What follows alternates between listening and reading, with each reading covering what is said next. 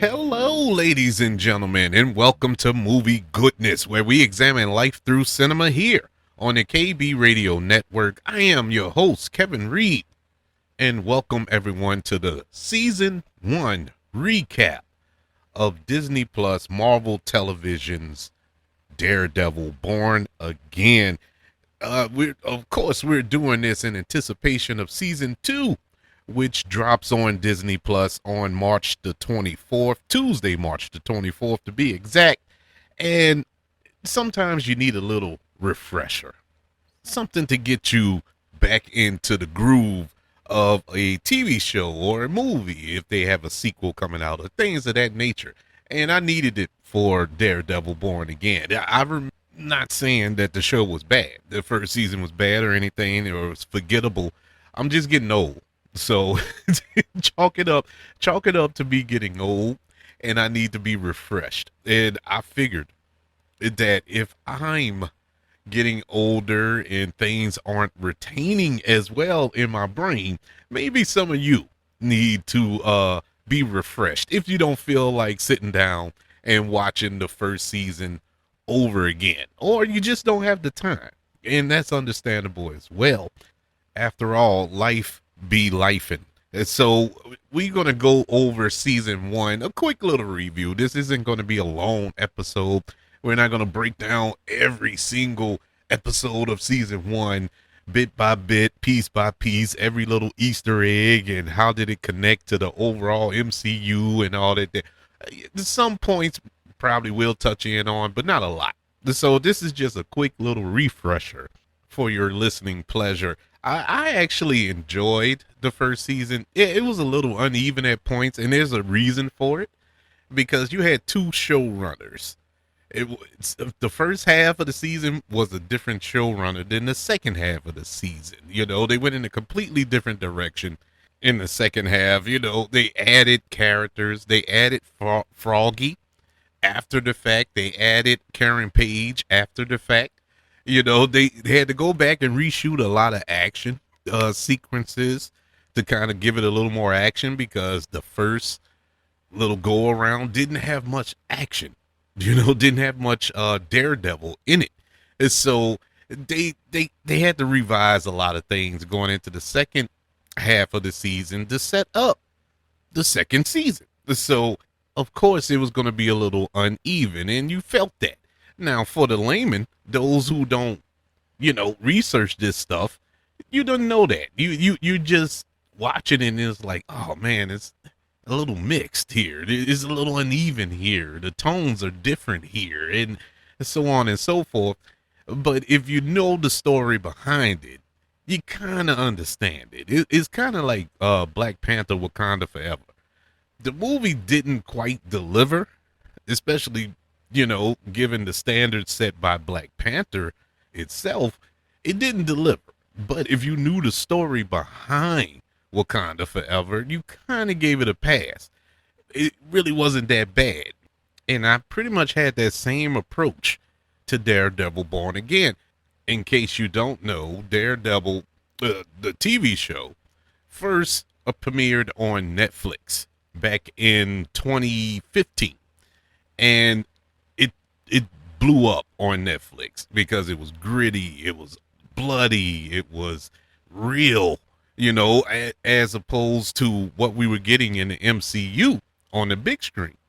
And so it was a change of pace from what we were getting on the big screen from all, not just the MCU, but comic book movies and properties around that time. And so when Daredevil came out, starring Charlie Cox as Matt Murdock, Daredevil, it was a breath of fresh air. The last time we saw Daredevil in any form was the Ben Affleck film from the early 2000s, which I still defend that film. Yeah, I recognize the flaws, and there were plenty of them, but for what it was and the time it came out, I thought it was all right. It wasn't the greatest thing on earth, but it was all right. And so to get this version that was just so grounded, as opposed to the cosmic, super powered heroes that we were getting. Oh man, this was the bee's knees, you know? And one of the big question marks when Marvel took over Daredevil and brought it into the MCU and was going to premiere this show on Disney Plus, was it going to be Disneyfied? Were they going to cut down on the grit, on the blood, on the realism, on the cursing, on just everything that we were getting on Netflix a few years prior? And so that was the big concern, at least for me, going into this show. Now, season one, we pick up, I believe, 7 years? Well, a few years. I can't remember the number after what all took place in the Netflix show. And so Matt Murdock, he walked away from being Daredevil. He's hung up the mask. And so he's focused on just being a lawyer, just fighting crime the legal way, as opposed to being this vigilante running around on rooftops beating up criminals in hallways. So we pick up at that time of his life Wilson Fisk, who we seen in the MCU proper prior to Daredevil Born Again. He showed up in Hawkeye. He showed up in Echo, which I know a lot of people probably didn't watch, and I understand, and here on this show. But once again, reprising his role all the way back to the Netflix days was Vincent D'Onofrio as Wilson Fisk, who was perfectly cast in this role. He's a little slimmer in this show, and that's the one knock. Not one, I have a few, but my biggest knock of the show. And I'm not saying he could have put on weight, but they could have put him in a suit or something, a fat suit to give him that hulking presence that we know from the comics. But it's fine. It's fine. He still nails the personality of Kingpin. But this go around in the first season, he's been elected mayor of New York City. A criminal, which when the show came out, you thought that was kind of weird. And then what, the following year, no, later that year, when Daredevil season 1 came out last year, so that was around the election. But anyways, the presidential election, I'm saying. So life imitates art, apparently. Except for Mayor of New York, we got Kingpin in the White House now. But that's another show for another day. But in any event, so now Kingpin, he's the mayor of New York. He's consumed power. He's declared martial law. He's targeting vigilantes, namely Daredevil, but we know all vigilantes, which includes Spider-Man, Punisher, and so on and so forth, who are running around New York City fighting crime without having a badge. But we all know he's not doing this for good reasons. He's not doing this because they're doing it something illegal. He's doing it because he doesn't want these vigilantes butting into his business. And so that caused Daredevil to, or Matt Murdock at this point, to reemerge as Daredevil and go up against Wilson Fisk. So that was the setup for this first season of Daredevil Born Again. And this is where you can kind of see where these were two different shows in one season, two different showrunners in one season. The first half of the season was very, very, very political. It was leaning heavy on the politics of Wilson Fisk trying to use his seat as the mayor of New York City to continue his continue to grow his criminal empire. And we was getting a real behind the scenes look of his rise to power in that position for the first half. Now the second half, it really started to ramp up as far as pushing the story along with the action, with Punisher coming along, with Matt Murdock becoming Daredevil, and his wife Vanessa being consumed by the criminal power that she has now. And so all of that was fine and good. But let's jump into the episodes here, beginning with episode 1, which was entitled Heaven's Half Hour. And this was the first episode. We open up, we see Matt Murdock with Foggy, with Karen Page. They're celebrating the retirement of one of I guess you could, one of their informants that worked for them, that was a part of the NYPD. And they're at the bar, and while they're at the bar celebrating the retirement of their associate, we get reintroduced to Dex, Poindexter, who we all commonly know as Bullseye. He enters back in the fray, and being reprised by the same actor who portrayed him in the Netflix shows. To cut down on all of that, to stop and explain that, everybody reprised their roles from the Netflix shows, which was awesome. That was an awesome touch to this reintroduction to Daredevil in the MCU. Bullseye, he comes to crash the party, and he kills Froggy Nilsson, man. That really stunk. It kind of caught me off guard to say that was the first episode. And I mean, like, first scene of the first episode. I mean, it's like, y'all really brought him back to kill him the first 5 minutes of the show. It just blew my mind, man. I was so disappointed by that, but it needed to happen because it was a motivation or through line throughout the entire season. I get it, but it was just, I'm like, man, because I like Froggy, you know. But that leads to the epic showdown between Daredevil and Bullseye. They fought. I mean, it had to be about a 10-minute scene where they were going at it, and I enjoyed that scene. Daredevil end up he tries to. He attempted to kill Bullseye by dropping him off the roof because he killed Froggy, you know, his best friend. But unbeknownst to him, Bullseye survived the fall. But that was the moment where Matt decided to hang up the Daredevil costume. And the detective, their associate who was retiring, when Matt took off the mask on top of the roof because he assumed nobody was looking or could see up there, he looked up there and saw it. The associate, Cherry is his name. He saw that it was Matt. That is Daredevil. And so that's how that scene ends. Then we get a flash forward, I think about a year later. Matt, he officially retired as Daredevil. We hadn't seen Daredevil since that night. He's in a new law firm with a former district attorney, and Karen Page, she's moved to California.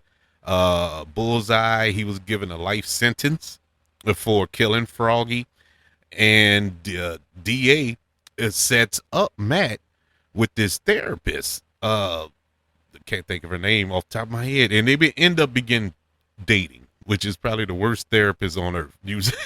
You start dating your patient, but they began dating.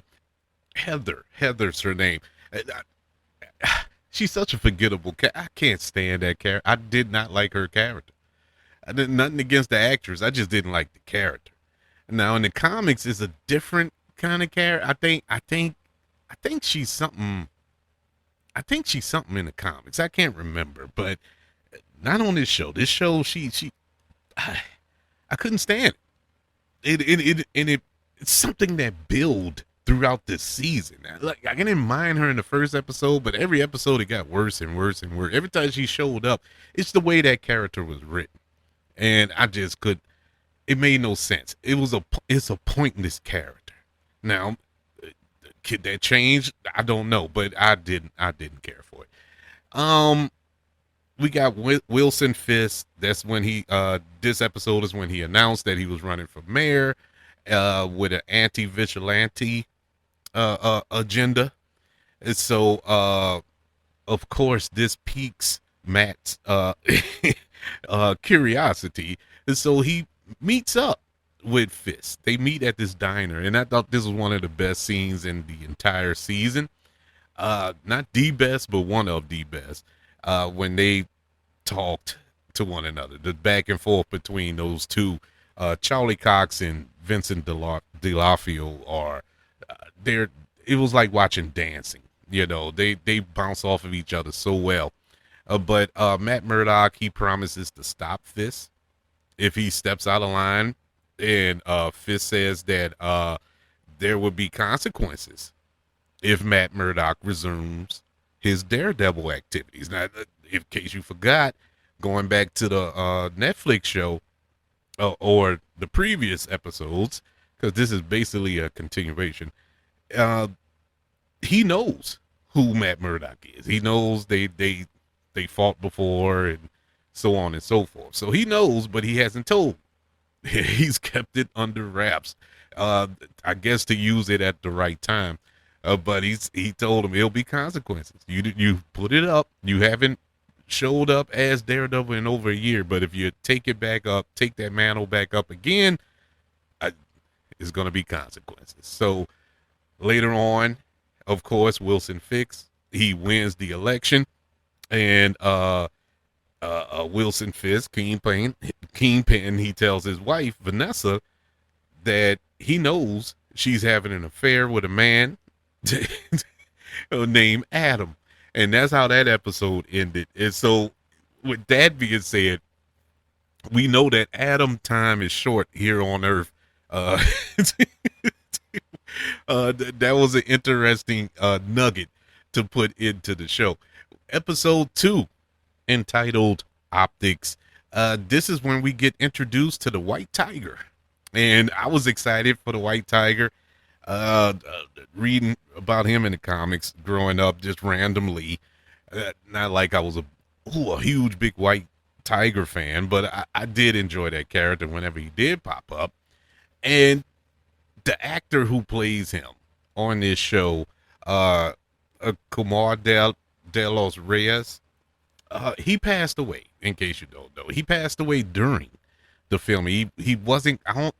I could be speaking out of turn, but it was either right after he finished or right before he finished. Maybe had a couple of scenes left, but I do know that he knew he was sick. He knew he was dying, but he wanted to do this role. He wanted this, like, to leave behind for his children, that their dad was a superhero. And man, it's so touching to hear his story. The actor who took on this role, and he did awesome in a couple of episodes that he was in. Man, it's so disheartening that he passed away, because I didn't know much about him until this, and watching him on the screen and knowing that he was in constant pain. He died of cancer. He was in pain throughout, because I looked at that as it's the same thing as a Chadwick Boseman, who for years was in pain, was sick, but you couldn't tell when you looked on the screen. You couldn't tell watching Black Panther, the Avengers films, and 28 Bridges or whatever. He gave his best, and Kumar de los Reyes also deserves his flowers as well. Rest in peace to him. But we get introduced to that character, the White Tiger, in this episode while he was in a subway station, and he comes across two men. They were attempting to, I think, assault somebody, and the White Tiger, he stepped in to fight the guys, but one of the guys ended up tripping and falling on the tracks and being killed by the train. And so the other guy, he revealed that they're police officers. So the two people he was fighting were police officers, and they arrested him. at least he did, arrested him for murder of his fellow police officers. So that set up a whole different dynamic there, and it also set up the Matt Murdock side, the lawyer side. That this is what I remember from the comics, exploring the Matt Murdock lawyer side when he defended vigilantes, and you'll have She-Hulk on the other side, and that's how they end up leaking up because they're both lawyers, and it was just a cool dynamic to have on this show as Matt Murdock is trying to help this vigilante in this case, whose actual name is Hector, not just White Tiger, but Hector. And so Matt goes to meet up with Hector, asks him a number of questions about the situation, and we know that Matt Murdock has a biological lie detector system inside of him. He can hear your heartbeat. He knows when you're lying. Your heart will skip the beat because he has hyper hearing. And so with that heightened sense, he believed Hector's story and decided to represent him. And so you have Cherry now. He's working as an investigator after he retired from the NYPD. He's an investigator at the law firm that Matt works at, and he learns that Hector is the vigilante White Tiger. So Matt convinced the judge in Hector's case to withhold this information because he believed it would be an unfair bias to the jury. So to improve optics, hence the name of this episode, during his first days as mayor, Kingpin, he meets with this journalist, B.B. Urich, who reveals that the popular NYPD commissioner is poised to resign in protest of Wilson Fisk becoming mayor. So Wilson Fisk threatens to expose the commissioner infidelity to stop him from resigning.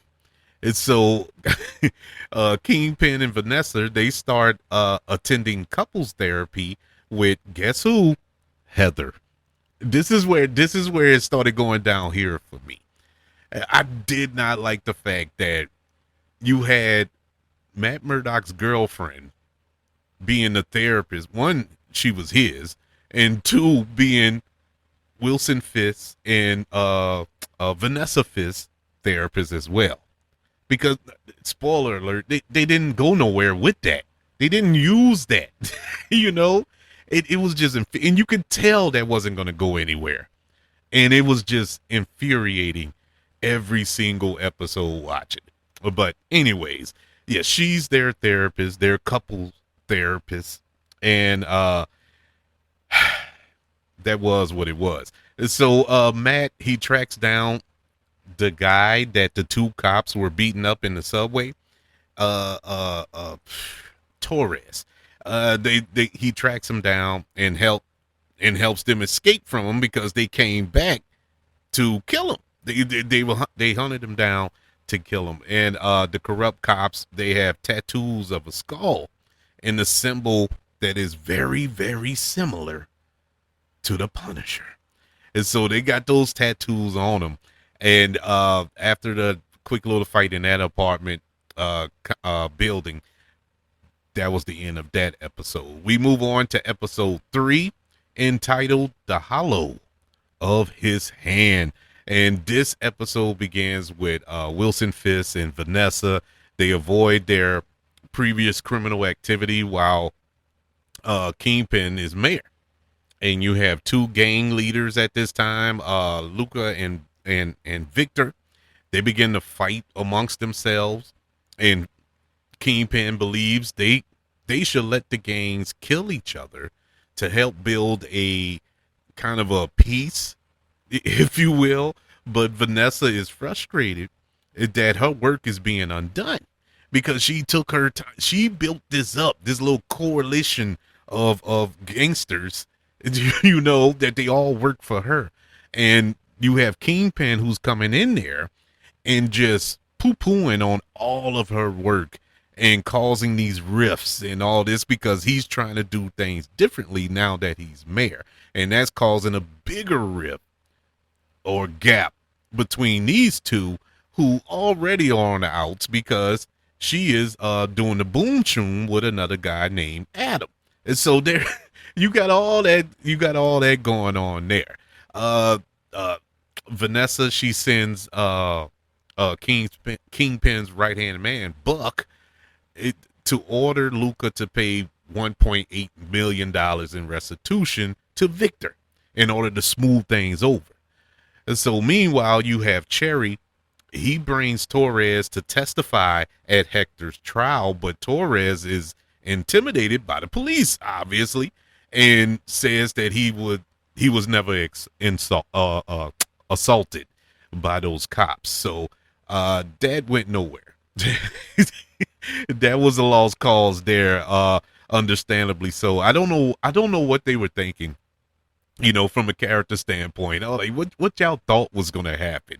You knew that people was gonna intimidate them to not testify on their behalf. So it is what it is. But it's good they went that way.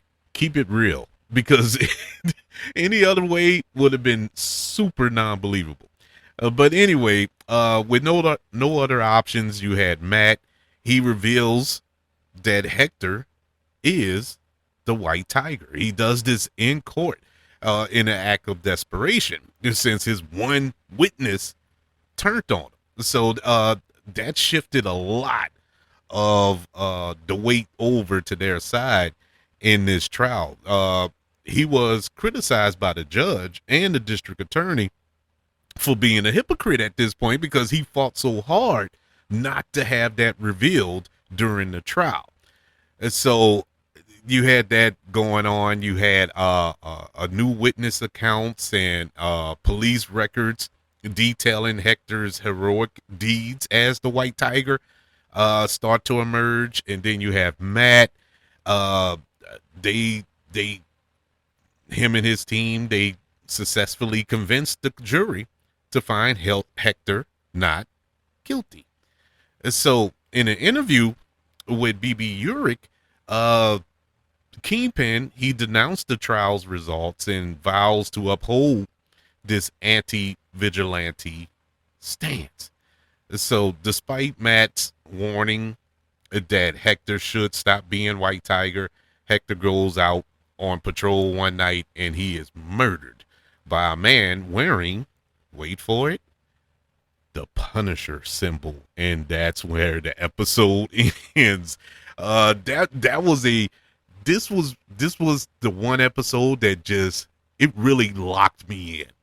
It took me 3 to get truly locked in. I was on board with the first 2, but I was locked in after this. This was a really good one. It was no action in this episode. You didn't see any fights. You didn't see any mass vigilantes. You didn't, other than the very last scene when White Tiger is in his getup and gets shot. That was it. You didn't see nothing. It was all courtroom drama and marital drama, I guess you could say, between Wilson and Vanessa. But this was a really, really good episode that kept me super on board. We move on to episode 4, Sigma Systema, I guess. I don't know. It's Latin. But anyways, in this episode, you have Matt. He's confronted by Hector's niece, Angela Del Toro, who, if you followed her in the comics, you know who she is. She becomes the White Tiger later on. Spoiler alert. But she confronts Matt to tell him that she believes that the police are responsible for Hector's death. But you have Matt, who comforts her with the hope that the killer will be brought to justice.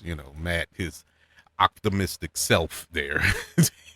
And so at marriage we move on to the marriage counseling session between Kingpin, Vanessa, and Heather.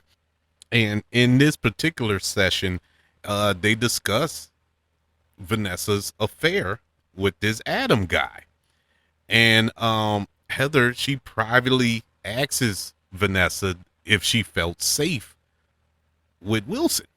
Is it do you feel like he's going to kill you or whatever? And Vanessa gives a kind of vague answer, nothing concreted, but kind of leaves us in suspense there. Wilson, he has a plan to rebuild this Red Hook port, which faces several hurdles and roadblocks, with the politicians and the political procedure of it all. And so it isn't just, oh, I'm gonna take it over. No, it is a lot going there. You have gangs infighting that's taking place around him. His prodigy, Daniel Blake, and he's portrayed on this show by Paul, not Paul. Oh man, Tony Soprano's son. It doesn't matter. Anyway, this is another character. Now, it kind of in the reverse of the not Rebecca, but Heather character. Whereas she was all right at first and she got worse going forward. I didn't like Blake first. I didn't like the character at first, but as the show went on, I started to like him a little bit more. I didn't feel it fit the show. Like I said, the show was two different shows. And once we got to the latter half, I started to enjoy that character more. But Blake, he drunkenly leaks details to BB Urich, who reports that Wilson Fisk is a union buster. And so once all that comes out, oh boy, we thought at this point it was grand opening, grand closing for Blake, not Blake, but Daniel Blake at this point. But despite his anger, Wilson Fisk decided not to fire or kill Blake. So when the latter explained his deep loyalty, boy, that sounds familiar. And so he he decides to take him under his wing. Later on, we get Matt Murdock. He's investigating the site of Hector's murder and finds a bullet casing with the Punisher symbol on it. So he tracks down Frank Castle. And yes, once again, reprised by John Bernthal, who is the Punisher. He was born to be the Punisher. And I didn't see that coming.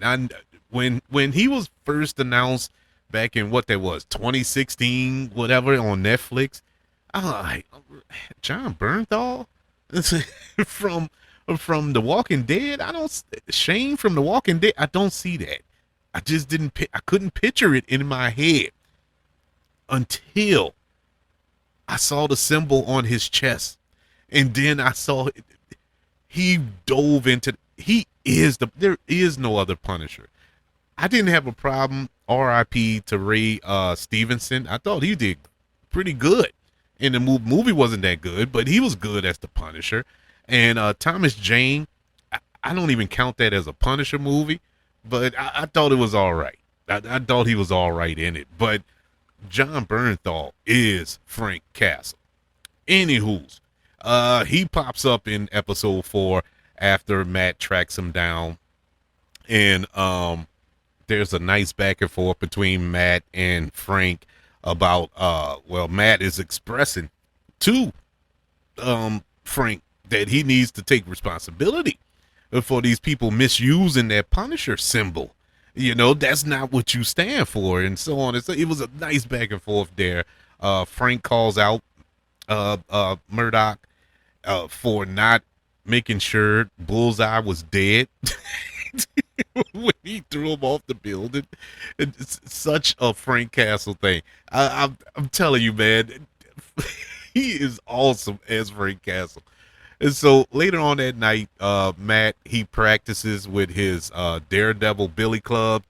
Wilson Fisk is eating dinner next to this cage that is holding Adam, the man who was having an affair with his wife.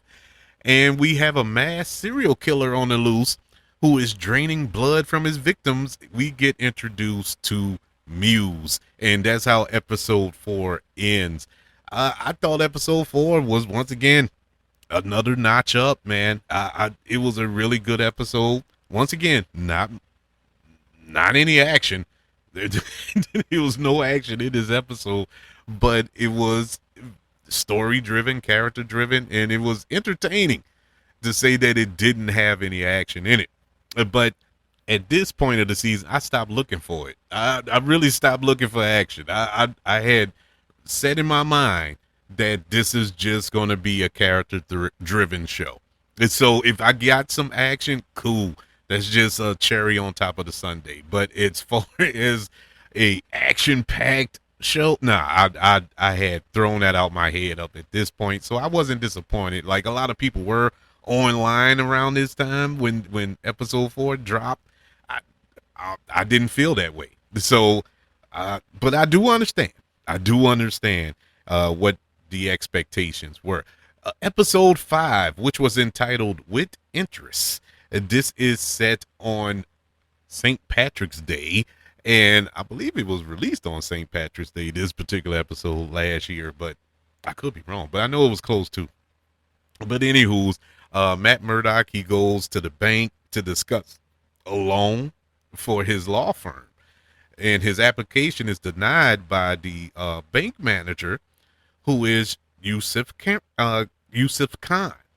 And you may ask yourself, well, who is Yusuf? Well, we get our first tie-in to the MCU proper. Yusuf Khan is the father of Kamala Khan, Miss Marvel. And so that was a good little crossover there. Nothing big. Didn't have to have Kamala. You were cool. And if you watched all of the Marvel shows and all that there, that was a nice pickup there. And it fit. And that's what makes this particular show so special, because all of the grounded characters can pop up and connect to this bigger universe without having Robert Downey Jr. pop up, or Chris Evans, or Chris Hemsworth, and all. You didn't need the big stars and all, but you couldn't afford them anyway. And so you can use these smaller characters, because this is a smaller show. This is a grounded show. And I like that addition to this show, especially with his character, because coming off of Miss Marvel, which is basically a comedy, and putting him in this gritty crime drama, it's a weird mix, but it's a cool mix. But he wasn't cool at that point, because he denied Matt Murdock a loan. And it was due to the firm's take on clients that can't afford to pay. You taking on these pro bono cases and all this here, you'll never repay the loan. So the bank is like, no, no, we're not giving you a loan. And so soon after Matt leaves, a group of criminals enter the bank and take everybody hostage. They work for one of those gangsters. I think it was Luca. I think they work for Luca, and are attempting to steal the $1.8 million that he needs to, pay to Victor, that he was ordered to do by Vanessa. And so Matt Murdock, he hears them, and he goes back to the bank. So by then, the police had arrived. Matt Murdock also arrived. He takes out 2 of the robbers, while Khan, Yusuf, he stalls for time at the bank vault, and Matt Murdock, he opens the vault, and they find a rare diamond that the robbers are targeting. And so Matt Murdock, he pretends to give the diamond to Devin, who is the leader of this little crew, and he faked them out on that one. So Devin, he disguised himself as one of the policemen, and he leaves out the bank. But he gets caught by Matt Murdock a little later on. I would say injured. He beat him. He beat the fire out of him. And so later on, Matt Murdock, he secretly returned the diamond and accepted an offer to have dinner with the Khan family. I thought that was cute. But that was basically that episode. Episode 5 was just that. I guess they needed to give an action episode. You got a little action here with some of the fighting and whatnot. But it was kind of a throwaway episode. Even though it was interesting, even though it did push the story along, it wasn't as exciting as you would think. to say it was an action heavy episode. Once again, at this point, I was out of the action business. I didn't care about the action because I was so wrapped up in the story. When I finally did get action, I was like, eh. But anywho, moving on to episode 6, which was entitled Excessive Force. After the robbery failure, Luca finds Fisk and refused to pay the $1.8 million to Victor. So Kingpin was like, cool, you don't have to pay the 1.8 million. Now it's 2.8 million and gave Luca a week to pay it. And so he learns that the city, I'm talking about Kingpin at this point, he learns that the city sanitation department, that Muse is using human blood in his street art. So Muse later leaves bodies of 2 victims next to this mural as the public starts to confront his actions. So Kingpin, he decides to, in order to deal with this Muse thing, he established the anti-vigilante task force, the AVTV or the AVTF, with additional powers, and they recruit these notoriously corrupt police officers, just like the ones that were wrapped up in the White Tiger murder case. And boy, this sounds so familiar. This sounds so familiar. A government man of power assembles a team to go after a certain group and uses this group with pretty much full immunity. And man, this sounds so familiar. Anyways, we jump back over to the Angela, who is Hector's niece. She believed that Hector was investigating Muse before his death, and she asked Matt Murdock to continue on this investigation. But of course, Matt Murdock, he refuses. So she goes herself, and while doing this herself, she gets abducted by the Muse. So once Matt is alerted of her disappearance, he finally goes and takes the Daredevil suit out of mothballs and dons it one more time. He finds Muse's lair, he fights the Muse, and he rescues Angela. But unfortunately, Muse gets away. Meanwhile, Wilson Fisk, he gives Adam an axe that chop down trees and stuff. Yeah, he gave it to him and challenged him to a fight in which Wilson Fisk beat him and dragged him back into the cell. I mean, beat is the most PG way I can tell you what he did. I mean, he just kill me. Just kill me, man. I mean, he beat the mess out of Adam. But anyway, that's how that episode came to an end. We move on to episode 7, Art for Art's Sake. We open up this episode with Angela. She's recuperating, and she tells the police that Daredevil saved her and directs them to the lair that Muse had. And one of the policemen, Kim, the detective, she reports to Fisk. And she informs Fisk that Daredevil has returned. And of course, Wilson Fisk did not like this.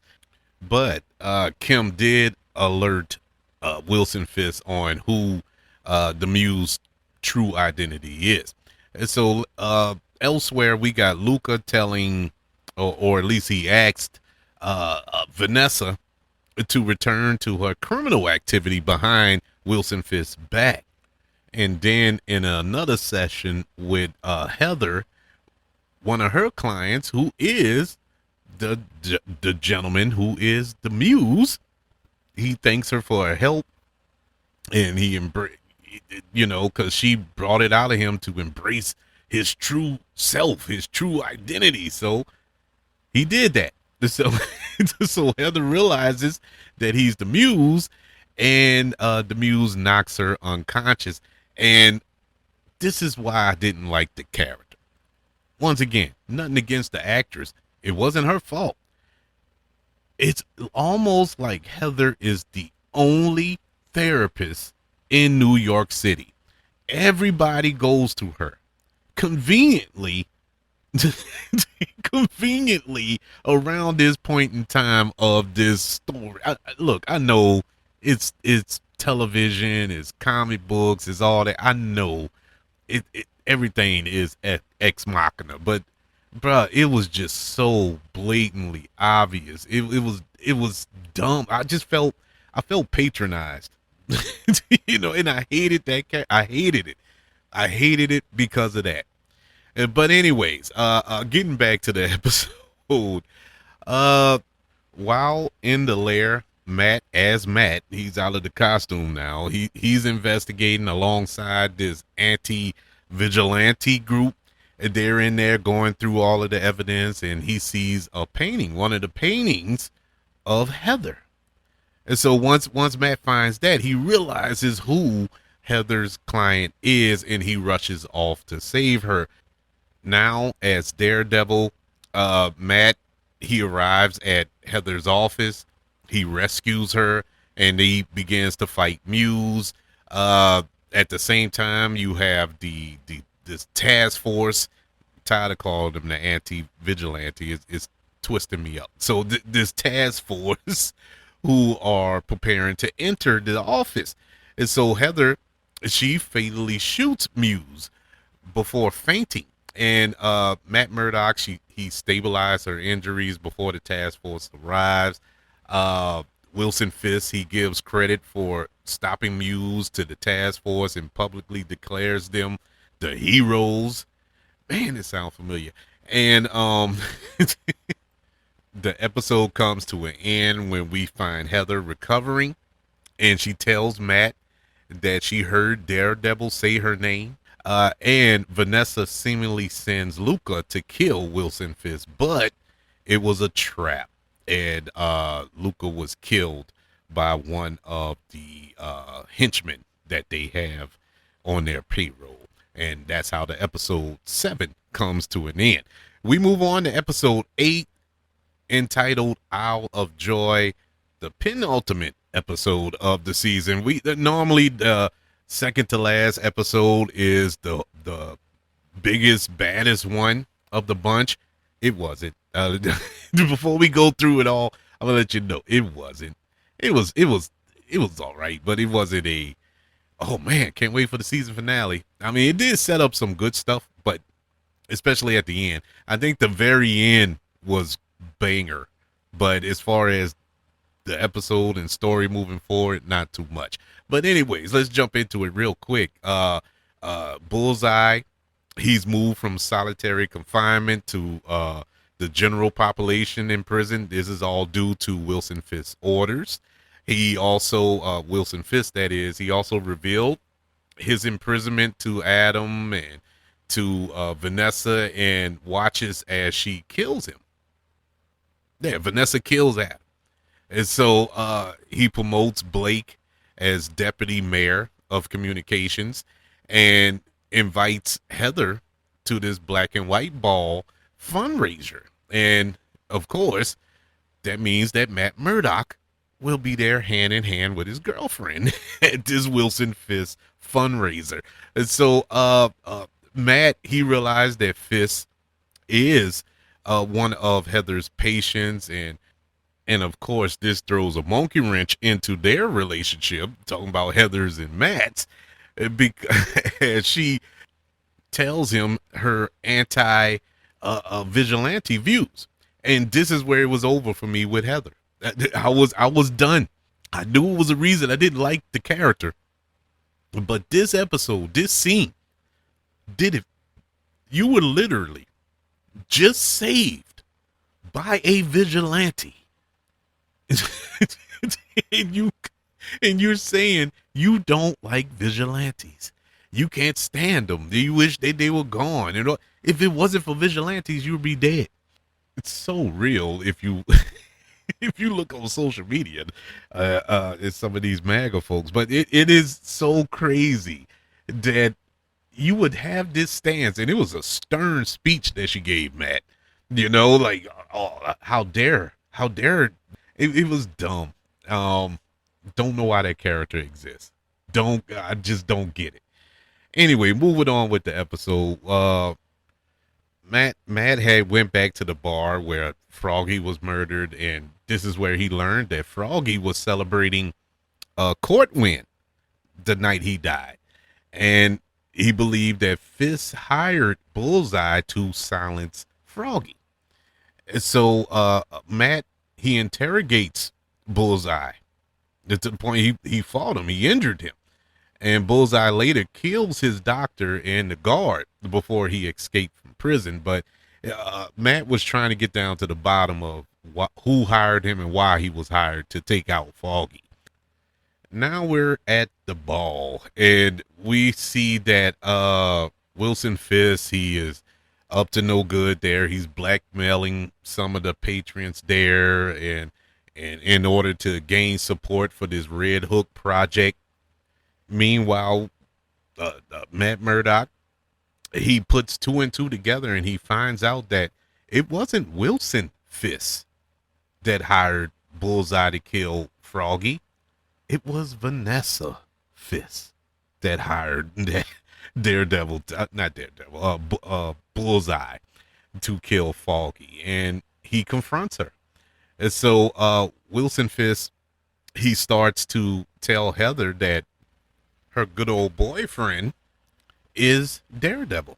And so before he can get out that confession, Bullseye shows up. He shoots at Fisk, but Matt Murdock hears it and jumps in front of the bullet, and he is shot. And that's how the episode ends.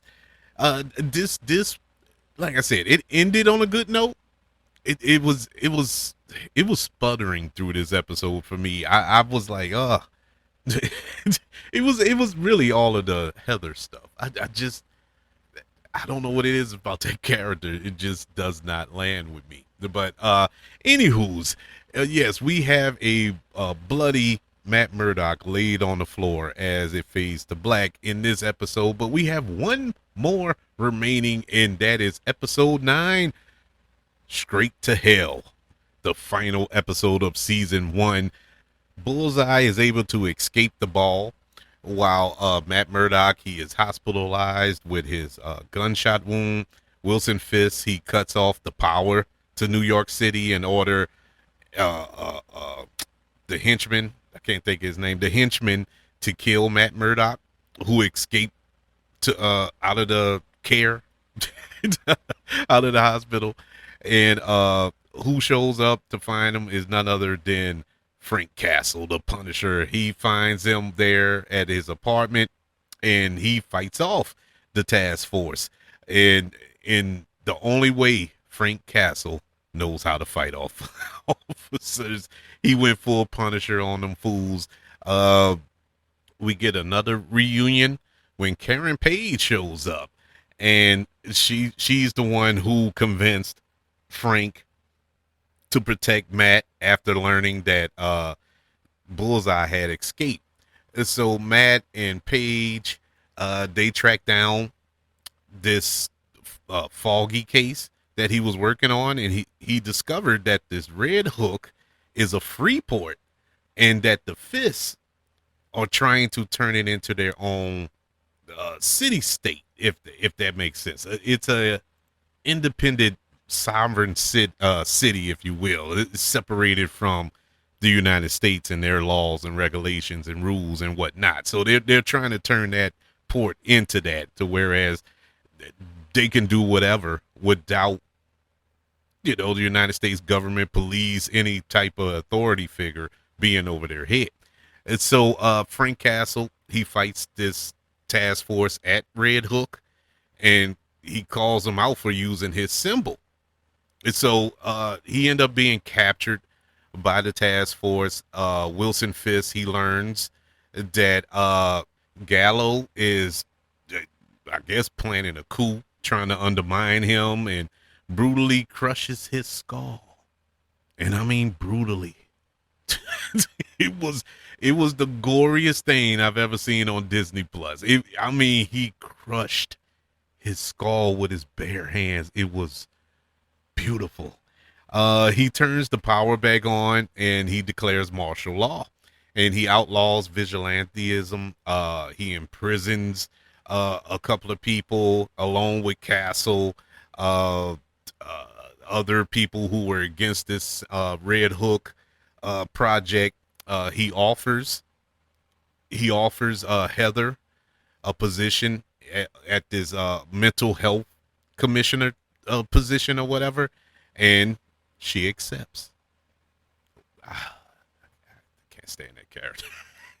So Matt, he recruits Cherry, that officer Kim, officer Detective Kim, and some other police officers who were on the level, the honest ones, the good ones, to resist Fisk and save the city. And so in the mid credit scene, we see Frank Castle, who was imprisoned. He tricks one of the prison guards, and he manages to escape capture, and that's how the season ended. This was it was a nice end because it set up what we're going to get in season two. I think season two is going to be all out war, and when you look at it from that perspective, this was a good season. It set up so much. It had a lot to do. It really did. It was a lot of heavy lifting to do, and that's why I kind of accepted the story driven element of this season, because next season I would imagine is going to be action packed. I mean, we're getting Jessica Jones in this season. The Punisher is returning. It looks like Daredevil is going to be full bore. We getting full Matt Murdock in this season coming up. So I'm excited for what we got in store, and it was all set up by this season, and I think they flushed everything out. There's really no need to go back and have these drawn out episodes like we did before. I hope that the showrunners here find a way to equally balance it out. I don't need action every single episode, fighting and blood and all that every single episode. But I do definitely need more than what we got this first season. I mean, because it was none in the first season, and there's no reason to drag it out talking for an hour every week, because we know what the story is. But I enjoyed season one for what it was. Super excited for season two. I hope that this recap helped you get geared up for season two, or maybe my long talking and unwarranted commentary turned you off of season two. If it did, I apologize. I still watch it. I think it's gonna be really, really good. I would like to know, are you excited for season 2 of Daredevil Born Again on Disney Plus? Let me know. Email the show, kbradiopodcast@gmail.com. You can also search for the show on all social media platforms. Just search for the KB Radio Network. Also, don't forget about YouTube. Subscribe to the KB Radio Network channel and like this video if you don't mind. Don't forget about the 5 stars, the reviews, and sharing this show if you're listening on Apple Podcasts, Spotify, iHeartRadio, wherever you are currently listening to Movie Goodness here on the KB Radio Network. Everybody, thank you for joining me for this recap of season 1 to Daredevil Born Again. I'll see you for season 2 on Disney Plus, March the 24th. Want you all to know that I love you, continue to love everyone, and until we speak again, you all be blessed.